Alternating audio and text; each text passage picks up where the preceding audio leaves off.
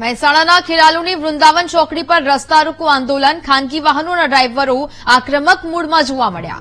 વાહન ચાલકોએ ટાયરો સળગાવી રસ્તાને બ્લોક કર્યા છે. અંબાજી, વિસનગર અને સિદ્ધપુર ચોકડી પર અમદાવાદના વાહનો અટવાયા છે. પોલીસના બેરિકેડ ડ્રાઈવરોએ વાપરીને રસ્તા બંધ કર્યા છે. પોલીસે ઘટના સ્થળે પહોંચી ટ્રાફિક રાબેતા મુજબ શરૂ કર્યું છે.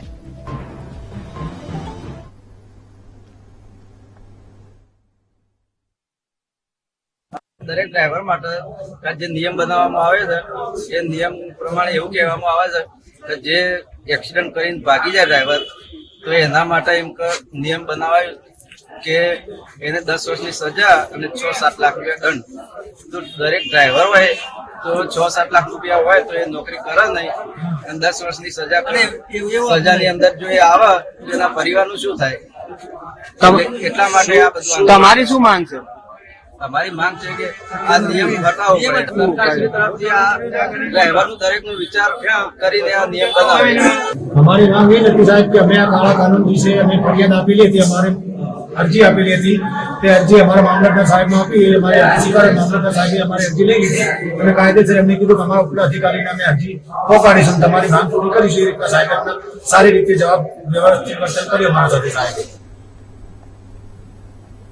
તો રાજ્યમાં ડ્રાઈવરોના વિરોધ વચ્ચે ટ્રાન્સપોર્ટ એસોસિએશનનો ખુલાસો. અખિલ ગુજરાત ટ્રક ટ્રાન્સપોર્ટ એસોસિએશને ખુલાસો કર્યો છે. નવા કાયદા અંગે ડ્રાઈવરોમાં ગેરસમજ ઉભી થતી હોવાનો દાવો કર્યો છે. દેશના કોઈ પણ એસોસિએશને ચક્કાજામ કે બંધનું એલાન કર્યું નથી. ઓલ ઇન્ડિયા એસોસિએશને પીએમ અને ગૃહમંત્રીને રજૂઆત કરી છે. ટ્રાન્સપોર્ટ વ્યવસાયમાં અનિશ્ચિતતા અને શંકા અંગે ખુલાસા કરવાની માંગ કરી છે.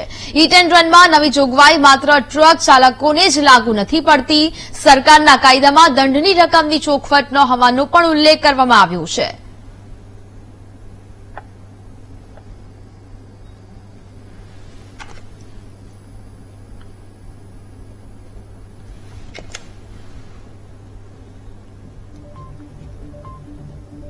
તો જ પ્રકારે હાલ તો આ સમગ્ર માહિતી સામે આવી છે ને જેને લઈને ચોખવટ કરવાનો જે ખુલાસો છે તે કરવામાં આવ્યો છે.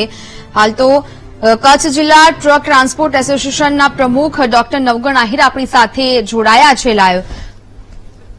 નવગણભાઈ, આપનું સ્વાગત છે વીટીવી ન્યૂઝમાં. સૌથી પહેલા તો જે પ્રકારે આ સમગ્ર ટ્રક ડ્રાઈવરો વિરોધ કરી રહ્યા છે, જે નવો કાયદો લાગુ કરવામાં આવ્યો છે, સરકાર આ કાયદો હટાવે તેવી માંગ કરવામાં આવી રહી છે. સૌથી પહેલા મુદ્દે આપની પ્રતિક્રિયા. જે કઈ કાયદો અમલમાં આવ્યો છે, આજે કાયદાનો દેશની સંસદમાં પાસ થયો છે.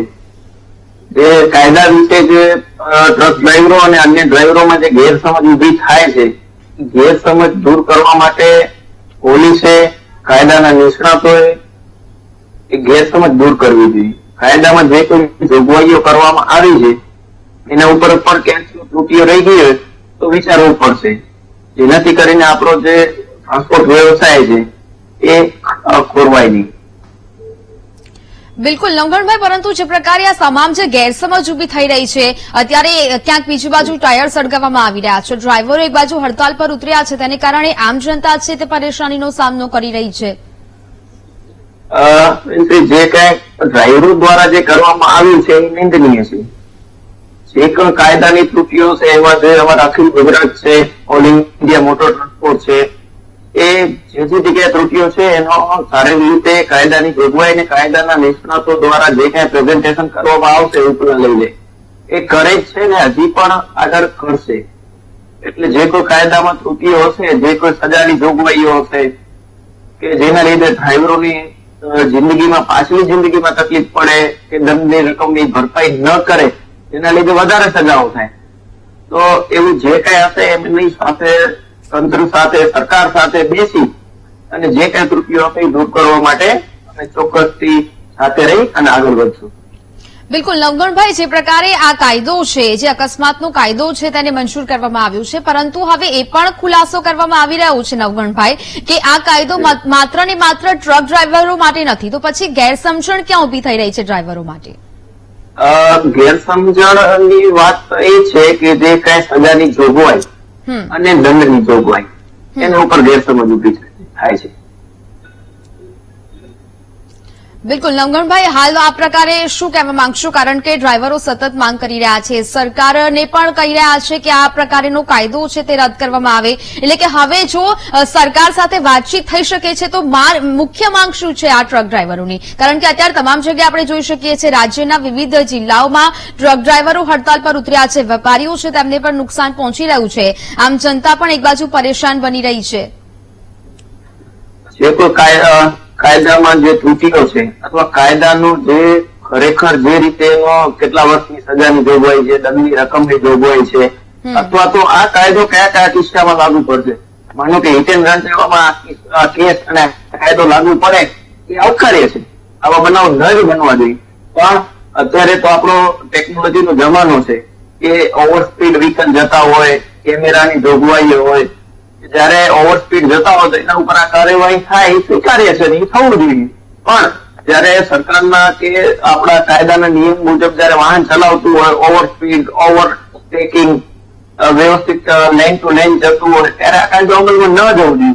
ઘણી વખત અકસ્માત એવી જગ્યાએ થતું હોય કે જ્યાં હોસ્પિટલાઇઝ ટ્રક ડ્રાઈવર તો હજારો કિલોમીટર કાપીને એના વિસ્તાર મૂકીને, ઘર મૂકીને ટ્રક ચલાવતો હોય, તો ત્યારે એને હોસ્પિટલનો અથવા તો ઘણી વખત ભાષાકીય જ્ઞાન ન હોય. આજે ગુજરાતનો ડ્રાઈવર છે તો એ તમિલનાડુ જતું હોય, તો તમિલનાડુમાં જે જગ્યાએ જે સ્થળે બનાવ બન્યો હોય તો એની ભાષાકીય જ્ઞાન જ ન હોય, એને ગુજરાતી ઇંગ્લિશ જ આવડતી હોય, એ લોકોની લેંગ્વેજ અલગ હોય, તો ત્યાં ઘણા બધી કાયદાકીય અથવા તો ભાષાકીય સમસ્યા ઉદ્ભવ થતી હોય.